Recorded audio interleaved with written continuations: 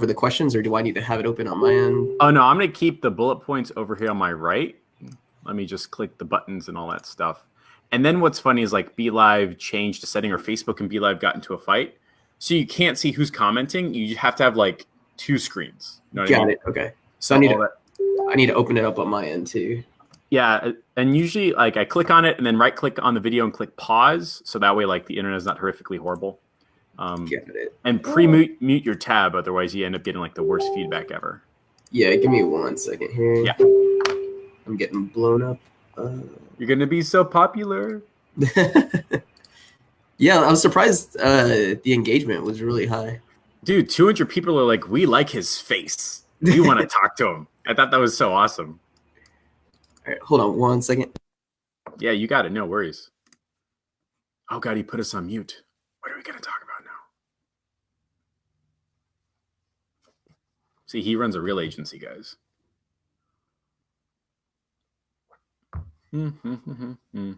What's going on, Laura, based out of Denmark? What's going on, Jared? It's been a while. I'm super psyched too. I've not forgotten about you, Jared. I've been busy and all that. What's going on, Corey? What's going on, Liam? We've got people from Denmark, England. We've got people from Iowa. We got people from Miami. This is going to be super cool. How did you and I meet? Like, we're in that like secret group that I had to like interview to apply to get in. I almost didn't make it. It's like Ball Deep's group or something like that with Nick Robbins or something like that, right? Yeah. The name that we can't say, right? Yeah, you got. Yeah, we'll just say that, right? Yeah. And it's cool because like the people in there, like, I mean, there's somebody in like Tony Robbins' mastermind thing. There's somebody in like Russell Brunson's inner circle thing. And like all of them are like wildly successful. And I remember coming in and I was like, I do customer research, right? And there's one guy that's doing like $1 million a year. I forget his name, but he's like, what does he do? Like he hangs lights on houses or something like that. And he's like wildly successful. And like it broke my understanding of what could be, right? Like you always think like it's just Facebook ads. You realize there's millions of dollars to make everywhere else. So it was like pretty cool. Yeah. There's a bunch of power players in there. And I'm honored to be a part of that group. It's crazy, right? I'm a nobody. And these guys are killing it at like, we're not live right now, right? Yeah, we are. Oh, yeah. Hey, everybody. That works. I don't do the intros because I hate them, right? I figure just like, because you watch YouTube and you immediately skip the first 30 seconds, you know what I mean? Yeah. So I just start 30 seconds in, whatever, or 1/3 in, right? Yeah, no, there's a lot of power players in there and they're doing some really cool stuff. So just being able to absorb what they're doing, how they're thinking, and just being in that circle is really amazing. Yeah. And then you and I met in Fort Lauderdale, right? At Bob Manget's agency Influencer Secrets. Yeah, no, that was a really awesome event. I mean, you and I got to hang out, but all the other cool people there, a whole bunch of ton of good speakers. It was a pretty good event. And then we had pizza at the slowest pizza place ever. Yeah, that was an awkward moment when we told the guy we're in a rush and he wanted to take even longer to make everything. He's like, "How about I cook lasagna from raw?" And you're like, "No, I don't. Just give me a sandwich." I think we changed our order twice. Yeah, he still didn't. Yeah. But I'm super psyched because you've managed to not just win a 2 Comic Club award, but really grow like a real life agency that does real life work. So it's not just only digital products. It's not like only online stuff. It's not only marketing stuff, but it's like normal. You're going to pay me money. I'm going to go to your store and do stuff. And you figured out like not just how to like get them to pay you up front, but pay them an F ton of money. You managed to do it multiple times. You've consulted at huge companies. And I have no idea how to start this interview off other than how did you start off? You know what I mean? Yeah. I mean, I just quickly go through my story, I guess, and we can just start there. So I guess I've always been kind of the entrepreneur since at a young age. When I was 16, I actually started my first business, which is selling online game servers. So back in the day when Counter-Strike was big and stuff like that. Yeah, I remember. Tribes and all that stuff. Yeah. So I used to host those game servers, and I started buying servers at data centers, shipping them out. At one point, we had 8 locations around the world. And I was doing pretty decent. This college kid who was in the dorm room just playing video games. No. You don't get to skip over that. Okay, you were hosting CS:GO servers and Tribe servers at online FPS. Like when you go to like join a server, that was like you did that. Buy those servers for me. Yeah.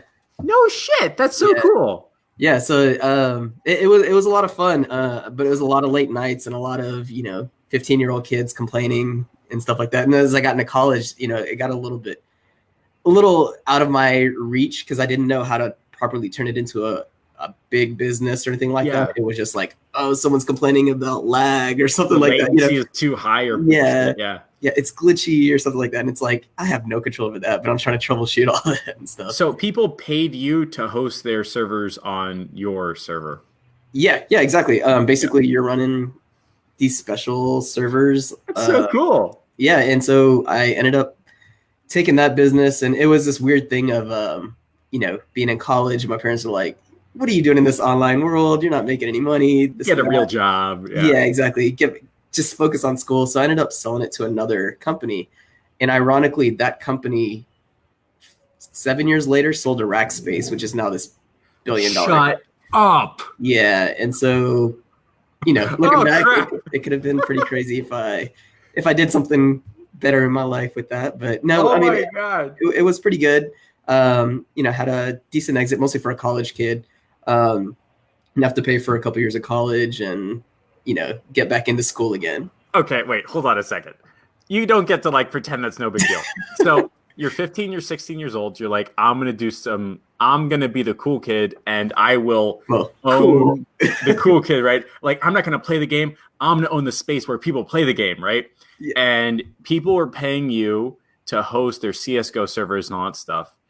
And you get bought out by a company that then gets bought out by Rackspace, which is now $1 billion company.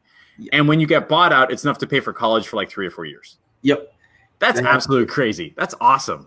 Yeah, so it was a fun ride, and I learned a lot. And I learned a lot of. Now looking back, I made so many mistakes that I just didn't even comprehend what I was getting myself into. But I think that made me smarter over time. Yeah. So you sell it, you go to college, and in college you're like, I'm gonna get a degree that's gonna be useful, right? Like I got a degree in finance, but I graduated in the recession, so that's out the door, right? Yeah, and I could never be the guy that's only in school. I tried it, and then I got offered to be, a company recruited me, a friend of mine who worked there, and they needed help building out a piece of software. Mm-hmm. And so this company was owned by SAP. Jesus Christ, dude! You're playing around with $1 billion like companies pre-college. No, this is in college. In college, yeah. Yeah, and so being a part of SAP, the company that I was working for actually did third-party support for SAP's number one competitor, Oracle. Yeah. And part of it was they needed to build a software that could go into Oracle's website and download all the updates for supporting their clients. And so I was a part of that team, and we did really great. And then next year, we got hit with a $1 billion lawsuit. And if you look up test@yomama.com, you will see the lawsuit. and the reason that's an important thing is because that software, when we built it, it was big when the show Yo Mama was on MTV, where they would say Yo Mama jokes with each other. So they anytime you downloaded an update, you had to put in an email address. And so I baked it in that it automatically put test@yomama.com. And so I think the lawsuit was like there was 8 million opt-ins with this email address and all that. That's crazy. Yeah. How long was this like a lawsuit? Was it settled quickly or like no? Stuff takes forever, right? Yeah, I think so that happened in 2004, 2005. Oh my God, I'm looking at it right now. Yeah, I think it's like tnlawsuit.com. That's crazy. Is that $400 million? Is it Tomorrow Now? Yeah, that was the company. Oh my God, that's crazy. Wait, so you're on the coding side or like the product side, or like where did you fit in all of this? Kind of part of the development side and part of the execution side. I was kind of that hybrid point of like, okay, this is what we need to get done. I know a little bit of coding to be dangerous, but not anything worthwhile. That's insane. So yeah, I got into a little bit of a mess there, but ultimately the company was cool. I didn't get into any trouble. I had to go through a couple of legal stuff. Just, it's more IP based stuff. Yeah. And that's when I found at that point, my love into IT and stuff like that. So I got super into technical sort of stuff there. Holy crap, that's insane. And I remember reading about this because this is when I was getting my degree in finance. It was a And big deal. Yeah. this was like huge. And I ended up working at Intel, which had like Oracle stuff and SAP stuff. And they were like testing stuff out. And they were still talking about it because they were like business practices and blah, blah, blah. And I was like, whatever, who cares? And I remember reading about an undergrad of like, whatever, who cares? $1 billion companies selling each other. But there's a person tied to it now. Yeah. That's insane. Yeah. I mean, there was a ton of people, doing different parts into it. I mean, but I'm going to pretend you're famous because of it. The test at yomama.com was definitely because of me. Why aren't you telling more people about this? Like, I'm telling everybody got fired 3 times. Like, it's a big deal. Like, you built software that caused $1 billion lawsuit. Yeah. It was a rough moment in my life when that happened. Because, like, what do you do? Oh my God. Okay, so you build CSGO servers. You're getting to college. You get recruited by a company that's doing magic stuff, gets sued. Yeah. And now you're having a midlife crisis again. Yeah. Right? And your parents are going, why can't you just stay in school and not be a normal person? Yeah. Be a normal person. Get a degree in accounting, right? Yeah. And so now what? Let's see. What else did I do crazy in my life? So then I got into the bar scene. I was a DJ.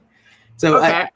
I've always had a love of music. So, in high school and college, I used to spin, I used to spin records, not, computer DJs that you see now. So I got into the bar scene, and through that, I ended up becoming a part owner into a bar. Yeah. And Robin, who are you? Yeah, I get that a lot. So, okay, go on. This is hilarious. This is so cool. Yeah, so I was a bar owner, and I learned about owning bars and kind of, running that scene for a while. And ended up selling it after a year, which was pretty cool because that was the first time I saw like how to make money and flip it very quickly before it goes downhill again. Yeah. And bars are very cyclical, so I caught the wave on that. It's probably something I would never do again, unless if I'm with other people who know it better than me, but it was definitely a great experience. But DJing through that whole time, that's a whole different world, Mm-hmm. And it was because I was like, I'm going to live the college life, and I'm going to be at the highest point of living college life, Yeah. So the girls, the parties, everything. All of that. Yeah. So you end up becoming a DJ, get into it, own part of a bar, and realize that there's a money and there's a time equation, right? Like you can be in business for a long time, but you have to like do things and then seize an opportunity. Exactly. Is that when you said, all right, I'm going to start an agency, or how did you transition into like what you're doing now? Yeah. So after I sold the bar, I was still DJing, and part of the evolution of DJing, it was right before it really blew up to where, people are making super crazy money that they are now. Yeah. It was the transition of like, you need to get into corporate events and do weddings and stuff, because that's where there's a ton of money. Yep. The challenge with that, doing the nightlife, weddings and stuff like that, your weekends are shot, right? Like, and so you're living like a zombie because you're the first one in, last one out. You don't see any of your friends, your family or anything because everyone's gone during the weekdays. So then, I needed to slowly transition into getting a real job so that I can own my weekends back. Yep. And so I got back into IT, and we were supporting, different businesses all the way from small mom and pop shops all the way up to these, mega corporations. Like a managed service type thing? And as an MSP. Yep. And, this was before Facebook and everything really took off to where it's at now. But the question always came up of, Robin, a whole bunch about computers and business and stuff. What do you know about marketing? Can you build a website, or can you do all these things? And I was, every once in a while take those gigs up because the money was there, and it was a lot of just referring, right? I could talk the language of the technical, but then also talk the language of what the consumer is wanting. Basically dumb it down so that I can tell a developer something exactly what they wanted. And you've got a pseudo programming background, so you're not uncomfortable having those conversations. Exactly. I could kind of look at what's going on and say, hey, here's some changes or whatever that you should look at. And, they would do the execution. So I've always been really good at that, playing that middleman. Mm-hmm. And so over time, slowly, I was always working on the MSP side as an IT guy, as a consultant. And we worked with, Fortune 500 companies like Walmart and stuff like that.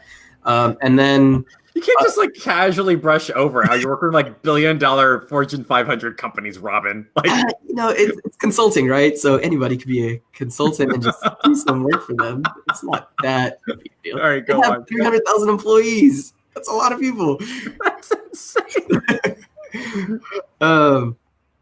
So over time, I ended up taking up these larger gigs of working with medium-sized businesses who wanted custom CRMs. Yep. And databases. And I was the guy that could have the conversation with the developer and facilitate it on the customer side. And so that's when started RS7 Tech, which is kind of the first evolution of my agency. Yeah. And we'd win $20,000, $30,000, $40,000 deals, and I could do that part-time while still being a consultant. And it was good, but it was always feast and famine. You win a good deal, you're on that project for 2, 3, 4 months, and then you're like, sayonara, we're done with you. Yep. After your deliverable. And that's when I learned that I needed to figure out a way to get as close as I can to the revenue line. Right. And that's where I just needed to get closer into that.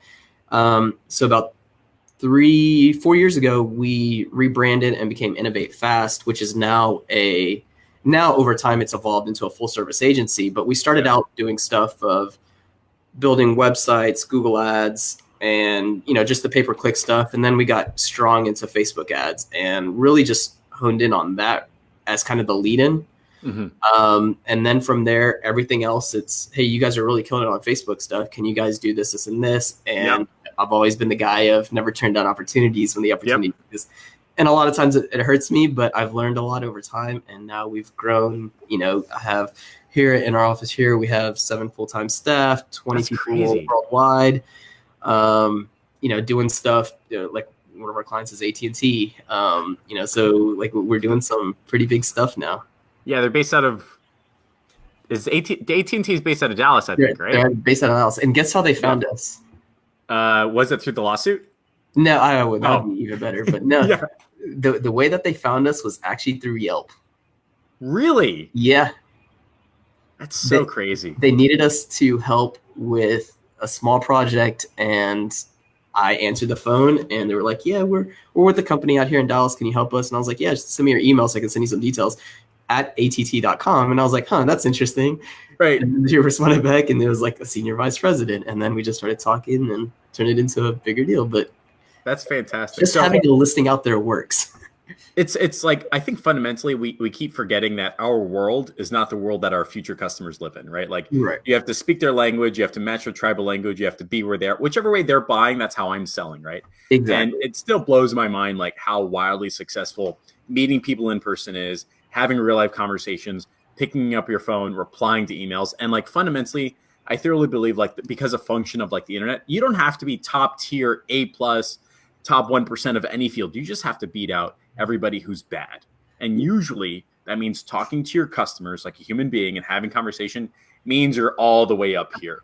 And that's like one of the fundamental ideas of building my agency. Like, yeah, whichever way you want to buy, I'm selling it that way, which is fantastic. So you end up transitioning into consulting, and you're kind of in this weird middle space between, I understand your problems, I can communicate that to developer, I can solve in exchange for money, and then you find developers to fix it. And you start getting requests for like website stuff. And the natural progression of website stuff is online advertising, which means like AdWords and Facebook and all of that. So you land your first couple big deals, some on IT, some MSP, but website, Facebook ads, stuff like that. But when we were talking, you're landing like $40,000. Is it a month deals or something like that? So like one of the things that we do here at the agency is we look at every client not as so the problem with I see in the online space is I just picked up my first client, we're killing it, $2,500 a month or $1,500 a month or whatever, and then month 2 they're like, oh, I'm broke again, I lost that client. Yeah. So, my philosophy is always every client that we bring on, we look at it as how much money are we going to equate out in a year? So, $30,000, $40,000, $50,000. Yeah. So they are a $50,000 client. And so that is the effort that we're going to do to make sure that they're a $50,000 effort. Gotcha. Now we try to collect as much as we can up front. But we also know that they are a client forever is our actual goal, not just for 1 month. And so we're putting in all the pieces in play to make sure that happens. Gotcha. So you fundamentally are looking at a client saying like, let's just say they sign somebody at $3,000. you're putting in the framework and the thinking and the thought process and the strategy and like the business emotion and saying, this is not a $3,000 a month client. This is really a $40,000 client. We just have to keep earning their business month after month after month, something like that, right? Yeah, exactly. And it doesn't necessarily even have to come down to having like crazy locked in contracts or anything like that. It's more about setting the expectations with your client that, hey, if you work with me, this is not a one-time deal, because nothing is going to work in 30 days. Those are unicorn clients. I don't care what people say, like you having an amazing first month, that doesn't happen often, because businesses are obviously calling you because they haven't figured stuff out themselves. You know, a lot of times you don't know anything about that business. They could have the worst reputation in the area, but they brag about they're the best. And then you come, you know, you run ads or you do a whole bunch of stuff for them, and then they're, you know, they're shit in the bed, and it's your fault, right? It doesn't matter on them, but they're paying you, so it's your fault. Well, so let me ask you this. So how are you landing people at, I mean, are you landing people like $10,000 a month upfront? Or you're hitting like the $3,000 a month? Like, where's like your average client like hitting you every month? Yeah. So right now we've actually changed our philosophy a couple of months ago, that we're no longer pitching it as, you know, we're doing stuff per month. So we want to start out and saying we're doing either a 90-day or 120-day campaign. Okay. And you need to prepay for that. Now we could split it up into payments or whatever, but this is the focus. And so that's how we're collecting that revenue very quickly. So when you're doing your pitch sessions or strategy sessions, you're not saying Facebook ads in 30 days. You're saying this is your 100-day marketing plan or 120-day marketing plan or something like that, right? Exactly. And so we want to we offer all of our services, because a lot of times I think everyone needs to understand the online space overall, that consumers are becoming extremely smart. They know when ads are hitting them. And when ads are hitting them, they're not opting in right away. In fact, they're clicking the company who's advertising to look at their Facebook page.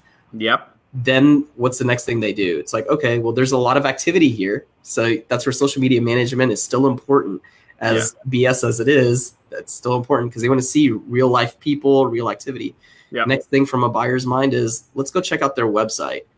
Now, they don't necessarily go to their website. They check Google, right? Yep. And so on Google, you need to make sure that your rating is high, right? Because it's like, oh, they got 71 5-star reviews. So that's what a buyer thinks. And then let me take a look at their website. And if their website doesn't match the landing pages, or it just looks completely different, it's just not consistent. It doesn't tell the whole story. Right. And it's like it's a break in a narrative where somebody says it's easier and safer for me not to move forward than it is to take a risk with time and money and taking the next step. But what's interesting is when I go down this path with my clients, I find that I've generated a customer that just spends money with somebody else, right? Mm-hmm. So like, if it's like, hey, I want to get massages, and my massage client isn't on point, they don't pick up the phone, their website is wrong, or they've got 2-star reviews instead of 5-star. Well, then I'm just sending money to my massage clients' competitors. So, exactly. Yeah. Because everyone is looking for other opportunities that could be better, right? And they want to find it the fastest way possible. So you need to make sure that you dominate on all fronts very quickly. And, you know, that doesn't mean that you're going to execute on all fronts, because sometimes maybe some of their platforms are really good, right? And that's a part of you doing your research and understanding the market and all that.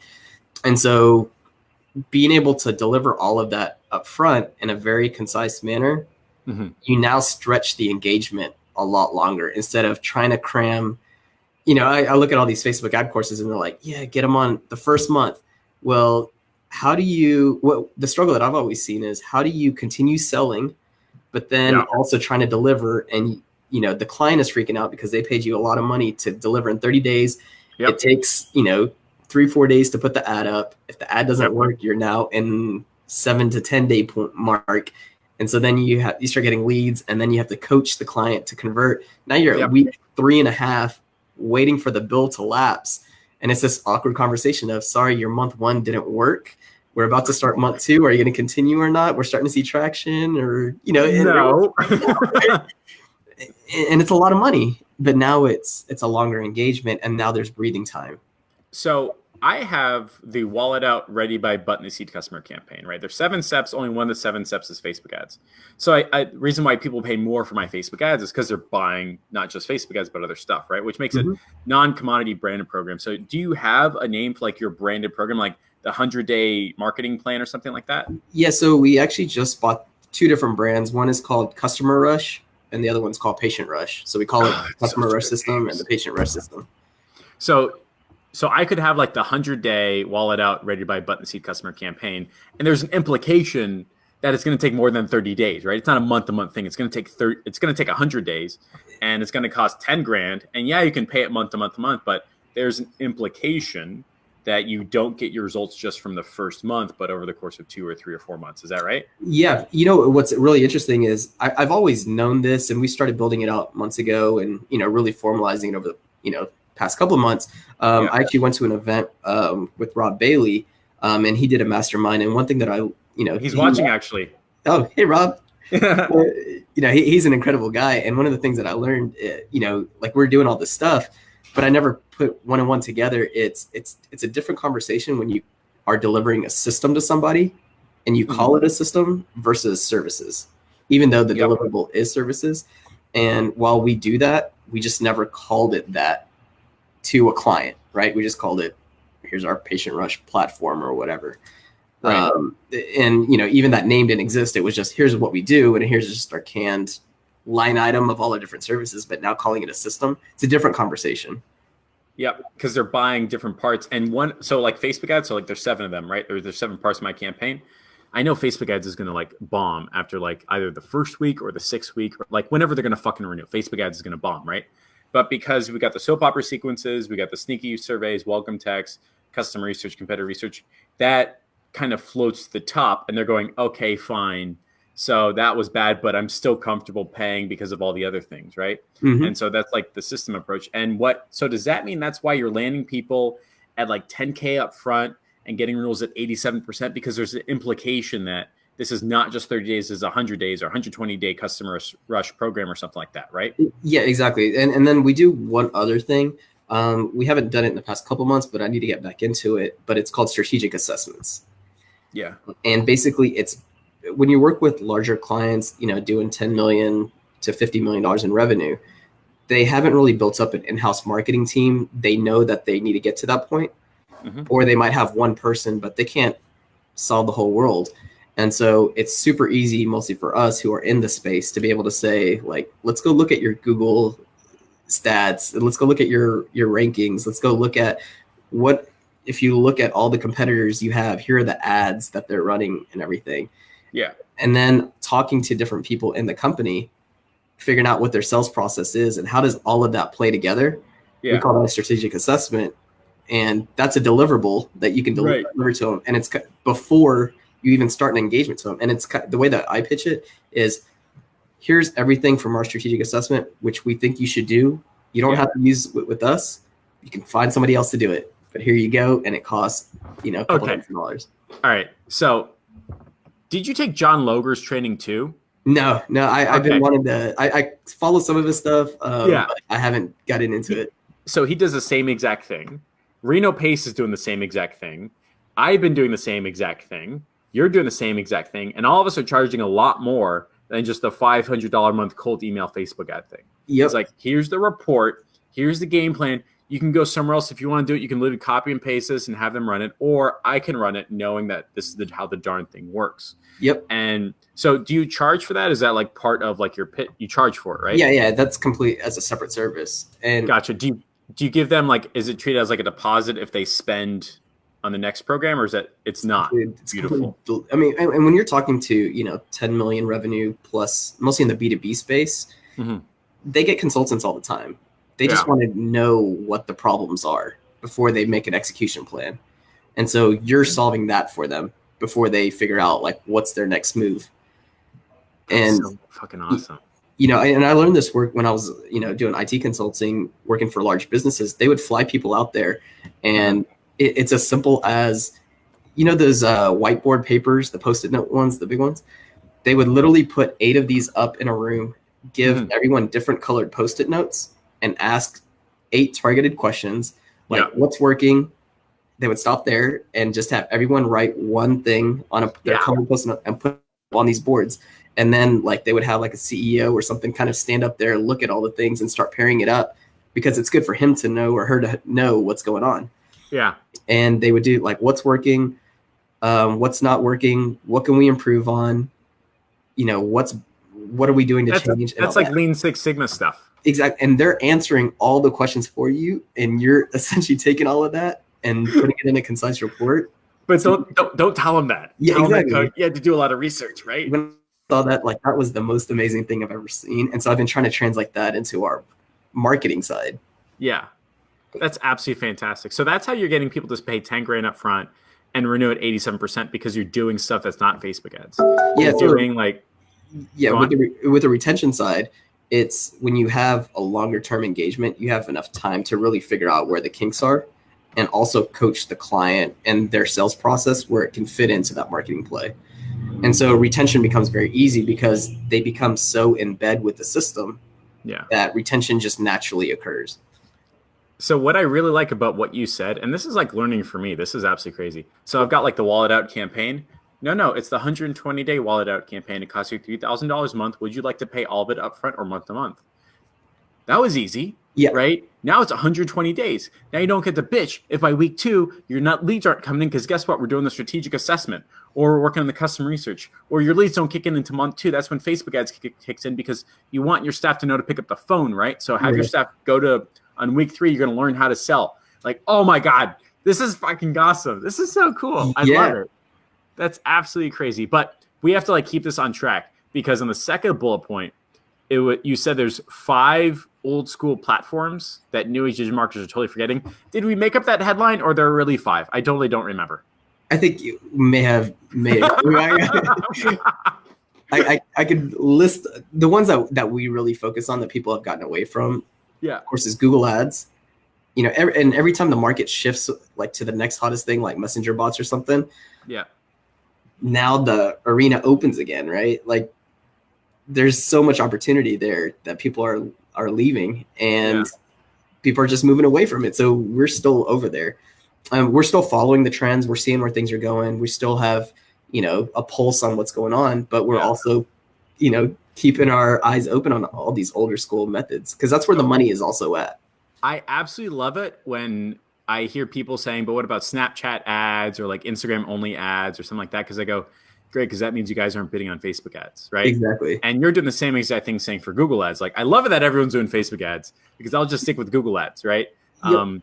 And I think it's like, my clients bring up bots to me all the time, and I go, great, would you like to spend $5,000 on me building out a bot? And they go, no, keep it on Facebook ads. I say, you got it, right? Yeah. So you're saying like there's always a new thing. That means the new people aren't doing the second newest thing, right? Right. Yeah, exactly. And every time that, here's what most people say. It's like, oh yeah, we're getting into this new platform. It's super cheap.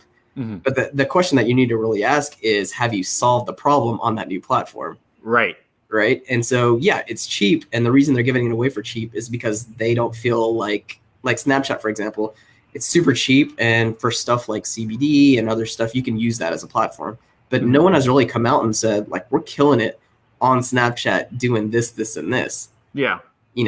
It's not like, and the people that have figured it out, they're of course advertising on there, and they're not telling anyone their secret. Right. So like the challenge I always have with like the new fancy thing is that there's always a learning curve. There's always a new fancy thing. So I always put in the new fancy thing bucket and then throw it off to the side of the desk. But also because when there's a new fancy thing, that doesn't mean it solved my client's problem. Right. And if you're generating consistent leads and phone calls using Google AdWords or Facebook ads, don't let your brain spend any time trying to figure out if this new fancy thing can do it. Wait until it's like matured. And then guess what? You're going to get the ROI that you expect. Don't waste, like I see all the time, like they spend 8 hours freaking out whether they do like ManyChat, Facebook ads, or Snapchat ads. I'm like, which one has worked in the past? Facebook ads. So do more of that, buddy. Right. Why can't you double down on it? Right. Why can't you just do what's working again? Why do you have to do something new? And so when I talk about the older platforms, I mean, that's where we started, right? And so we just never truly left it. We just kind of like, we're going to keep putting more gasoline on it while we move on to these newer things. Yeah. As we start solving stuff, but why are we getting away from stuff that worked? So are there like other old school platforms that you're using consistently, or is it just AdWords? AdWords display ads, Yeah. they still work. They still work. Like, I mean, you can go to, I mean, and from a pitch perspective, one of the biggest things is like, yeah, we do Facebook ads, we do Google ads and all this, but like if you go to ESPN.com, Yahoo.com, BravoTV.com, they do display ads coming from Google or Perfect Audience or whatever. Yeah. How would you like to have your local business on that website? Even though it's retargeting and it's only to a select people, you're going, this is great. And you know what? That's what fucking keeps clients, because it sounds like you're listening to them, solving their problem. And if your clients, like if their metric and measurement of winning is whether or not their website is on ESPN.com, fucking spend $100 and make them happy. Who the fuck cares? Don't have that fight, right? Yeah. It's super cheap, and it just gives you that clout level, right? Mostly for that business, they just feel like I'm everywhere. It's the same reason why when dentists and doctors do billboards, they buy all the billboards around their office. And they don't care if it works. Right. Well, let me take that back. All they care is if one person walks in and says, "Hey, I saw your billboard out there." Therefore, it's working. Yeah. Now I know it's working. It's like, it could be working a lot better, buddy. Like, you definitely lost 90% of your budget, but whatever, right? And that ties into the idea of like, whichever way you want to buy, that's the way I'll be selling. So like with my bike shop, he's really, really, really digging the fact that my face is run around town with his video ads. I'm like his CMO. I do like the 90-second marketing videos for him. Like, this is 5 things to know about bike shops, right? So if you're in Miami, you probably see my face, right? Especially like if you're in Coconut Grove. And he's loving it, and he's digging it, and he's absolutely amazing. And guess what? We're going to be writing a book for him, and we're going to be putting his number 2 employee on the internet. And like, that's what makes him happy. So just fucking do it, right? The direct measure results come from other things. But if all I have to do is spend that money on making people say, I saw your guy, why fight it, right? So you're saying like display ads and AdWords and stuff like that. Yeah, exactly. I mean, and knowing that those systems work, and as technology evolves, different ad platforms come about, don't leave the systems that's working. You can always find time to learn the new stuff, but don't abandon what's working. And that, I think that's the biggest message that needs to come out of this. Very cool. So kind of like in summary, you started off, you're 15, 16, and you're like, I'm going to own where people are playing their video games. So you bought servers, you sold it. Maybe you'd have become a billionaire. Who knows, right? You sold it to a company that then sold it to a company that went public, which is like a whole strategy. Like, that's how some companies go public. They just buy the other agencies and then go public as like an umbrella. Yeah. And then you start doing consulting work. You do like IT management systems. And because you're on the IT side with a background in like coding and things like that, you end up in this really cool position where you can translate customer requirements, right, into actual stuff that's done. You're sitting in the middle as close as you can to customers. And they're saying, hey, you're doing our IT stuff. Do you know how to do a website? You're like, sure, I can find a web guy. Hey, do you know how to do Facebook ads? I can do that. Hey, Google AdWords, all that stuff. And you think all the way up. But I remember you and I talking about how like video or something like that, like you'll go on site and shoot a whole video. Is that still the case or no? Yeah. So part of our onboarding process is that we know YouTube's another strong platform, and we go back to the vanity side of things, right? Yeah. A lot of people sell like Facebook ads or SEO or something, and it's a lot of stuff behind the scenes, right? You get deep into the numbers and you could be the best at it, but your customers scratching their head like, man, we just paid Jeff thousands of dollars. What is he really doing? Right. And they're calling you all the time because they don't see it, right? They might see their ad float up, but they don't know what that means. They might get an email of a lead, but anybody could do that in their mind, right? Yeah. So one of the things is just showing that action for us and give them some deliverables that they can have for the rest of their life, which is videos. So we actually fly out to a customer site and we will shoot, like we actually have a system, a formula on the type of videos that we're looking for. And the Robin 3-step system to great videos at work. Yeah. No, right. I love it. I need to get that domain. But we have and we call it like our video funnel. And it's like, just certain videos that we're looking for down to offer videos so that we can, we're going on site since we're already doing all these promotional videos and everything. Let's go and get offer videos that we can then run ads for and, tie into Google Ads, YouTube, Facebook, whatever it might be. That's so cool. So like you send out a crew, you get paid up front, 120-day program, they're automatically renewing, and you're using programs and platforms at work that don't have all the extra frothy costs of like the new shiny object syndrome. Robin, I think you have a business that works. How crazy is that, right? Like, who would have thunk it, right? Yeah. But let me ask you this. So like on the next bullet point, we talk about like the longest Zap you've ever seen. Now you've got like, let's just call it 100-day program, right? If you Right. get a lead on day one, you can know if that client is following up, right? Yep. But what if you get like 100 leads in a day and your client's not following up? Do you have like, I just yell at my clients and they call people back, right? And I'll do sneaky service and welcome text. But after like day 28, I've stopped following up. But you follow up automatically for a lot longer. Is that correct? Yeah. So, when we were figuring out our system and processes a couple of years ago, most businesses hate getting on the phone. Mostly when you're telling them to call a client or call a lead or something like that. So it doesn't matter if there's 1 or 20, they're going to hate it and they're going to do a half-ass effort in calling, right? Yeah. They'll say they call and before anyone picks up, they're hanging up. I'm like, nope, no one answered, right? One ring, it doesn't work. Yeah, exactly. And so at that point I needed to figure out how to enable text messaging because now we're in the mode of everyone feels comfortable texting somebody. Yeah. And so that's where we got into using Zaps, putting stuff on Google Sheets and then, going into Twilio and trying to figure that out and start doing texting. And of course, the problem with it is that you can have drip sequences that go on forever, but it's not really capable of doing two-way texting solidly. Right. That's true because I use ClickSend. At first I was using ActiveCampaign. It's really only one way. Like they don't say that, but it's not two-way. It's one way, right? They can text in, but they can't text out. And ClickSend, right? The person can text back and forth, but that doesn't go to my client, right? So I have to like screenshot it or email it to them or something like that, right? Like I fucking hate that shit so much. But it's so much manual labor, right? And mostly if you're working with a client and let's say you do well in the first 30, 60, 90 days, and then you have the conversation and saying, okay, we did really well. Can we double down on it?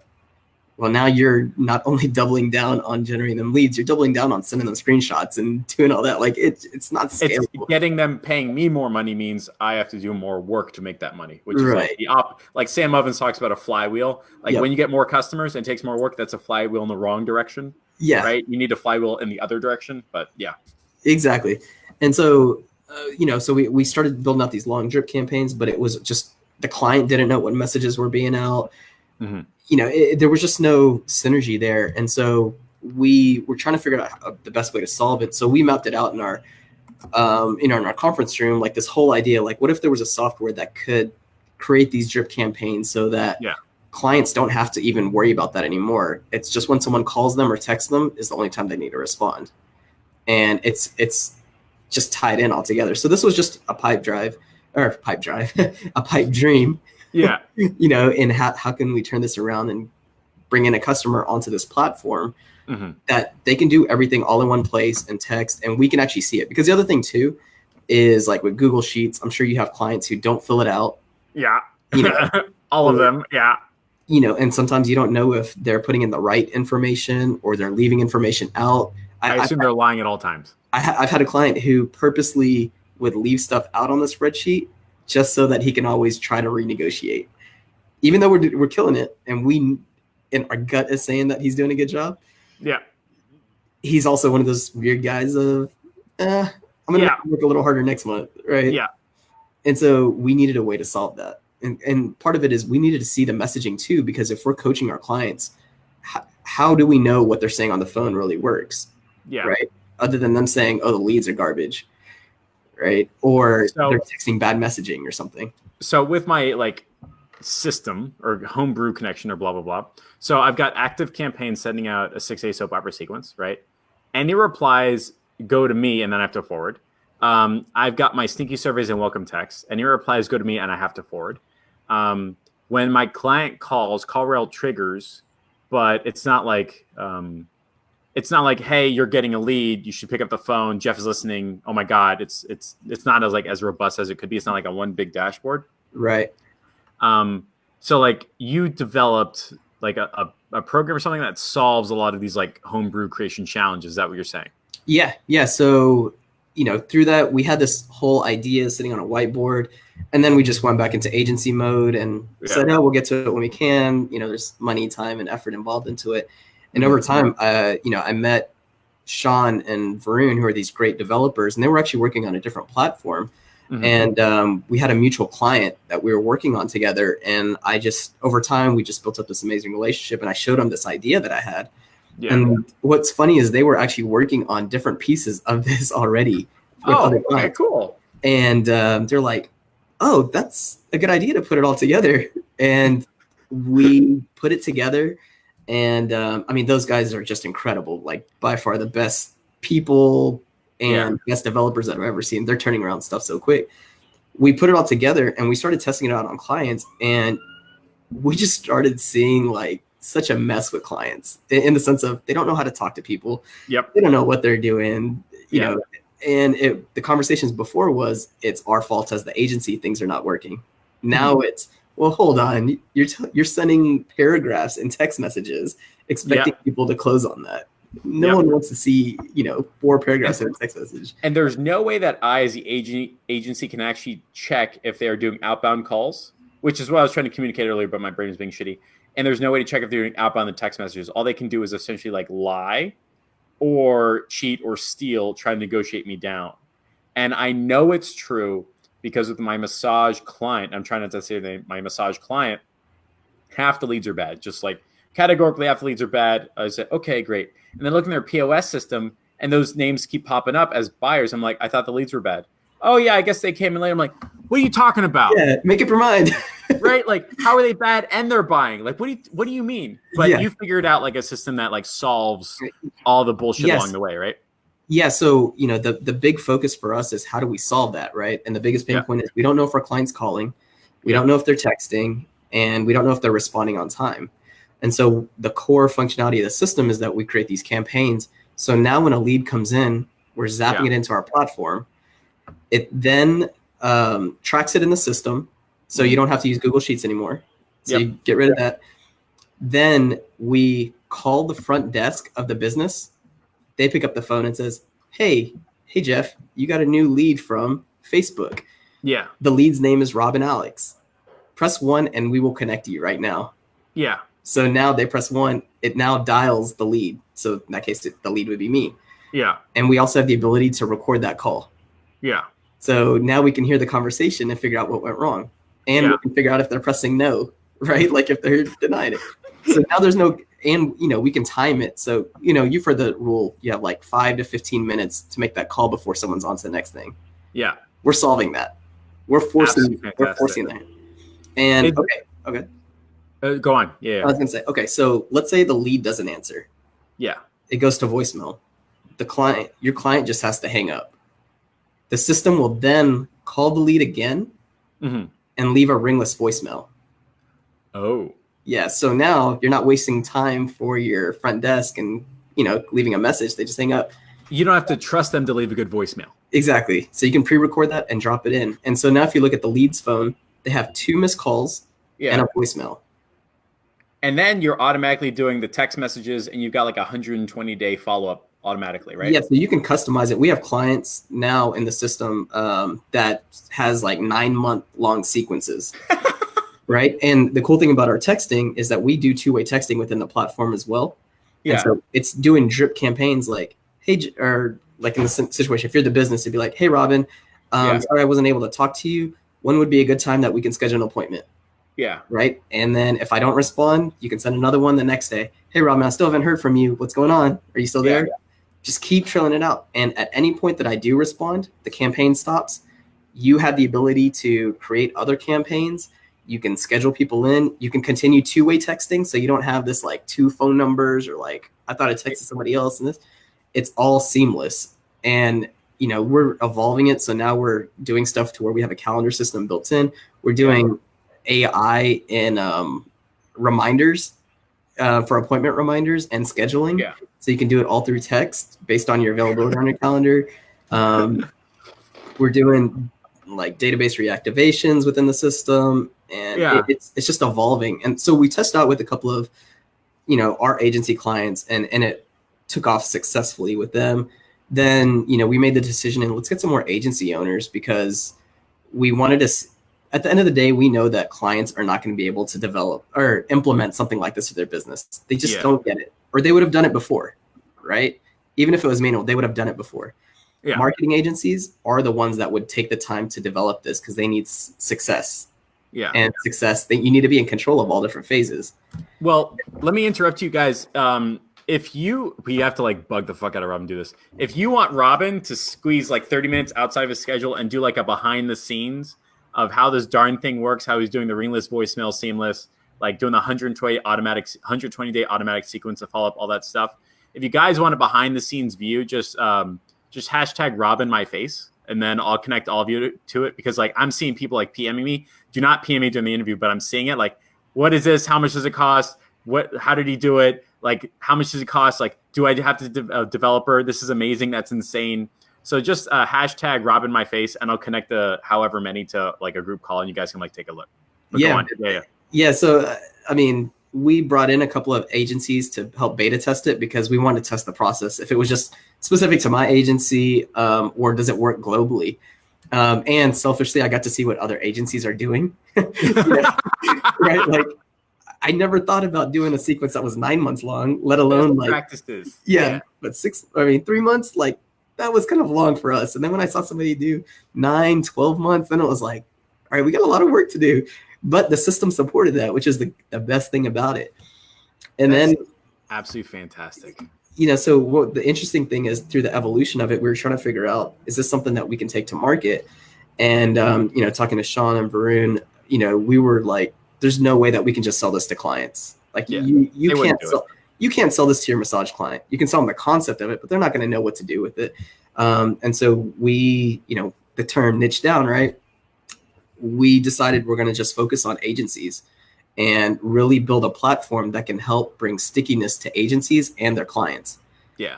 Because now they're more in bed with you because you know everything about their leads, sales, and marketing. You can call them out when they're lying to your face. Exactly. That's what I love. Exactly. Right? And so we want to build stats on that. And, somebody, I think it was Baldeep, who looked at the software and was like, you know what? You need to make sure the stats is there to call out your clients. Yeah. Not to make the agency look bad, but to make the client look bad. Right. I'm not kidding. Like one of the weirdest philosophies that happened over the past years is like, I can do a great job. Nobody gives a shit. My clients aren't paying me to do a great job. But the second I say y'all fucked up, you didn't get a $5,000 client because you didn't text them back, I got proof. Now they're spending more money with me. Right. Like, why? What? Huh? But it fucking works. And apparently Jordan Key just left a comment saying, if he had something like this, that would have saved his company $1 million a year client. And that's what we want to do. Like, we know that the clients are not going to implement it. They're not going to do it. So we want to support the agencies, and that's really our focus.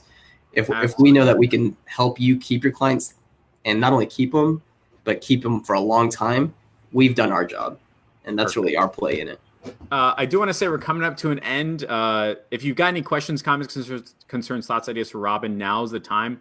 Otherwise, we're going to bring the second to a close. I do want to say, Robin, like the coolest thing that came out of the interview was not just the concept of like the automatic follow-up, which you talked about in like the last chunk of the interview, but more importantly, the implication of renewals. I think the biggest mistake I did when I was growing my agency was saying, look, it's just Facebook ads, 30-day, month-to-month, blah, blah, blah. Everything is 30-day. Everything is month-to-month. You're not going to see your client. It's always month-to-month, right? Mm-hmm. But the best thing you can do is you can sell like, hey, it's not just a Facebook ads program, but it's a branded program, and there's a time attached to it. Right. So I know that when I pitch my next client, I'm going to say it's 110-day or 120-day or 150-day, whatever it is, wallet out campaign. The nice, like when you sign up for a cell phone, they tell you there's a 2-year contract to it. And whether you hate it or whatever, when the end date is, right? When it's a 30-day commitment, and some people say like, oh, you have to give me a 30-day notice, but let's say you want to try for 2 months. It's like this weird thing. Am I going for 3 months, 4 months or whatever? Yeah. It just makes the relationship really strenuous on both sides. And so I would highly recommend extending it and putting a cap to it. But I think you should also frame it to say, like, I want to win in this, 120 days, 90 days, whatever, so that I can get you on a recurring deal afterwards, because you're going to be in bed with me so deep, with software, with our processes or whatever that you have, that you're going to have to keep going with me.